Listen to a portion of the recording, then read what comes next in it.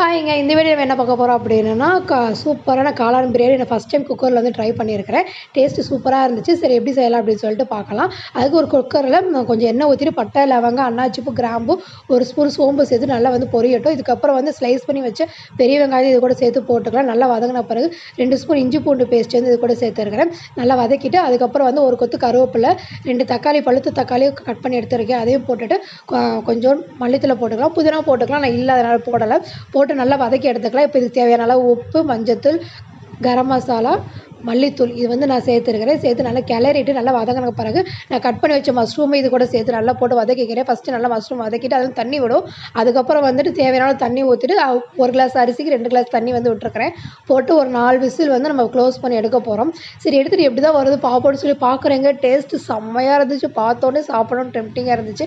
என் பையன் வீட்டுக்காரர் பசங்களுக்கெல்லாம் ரொம்ப பிடிச்சிருந்துச்சு. இதுக்கு சைடிஷாக ஆனியன் ரைத்தா வந்து வச்சுருந்தேன். பாய்.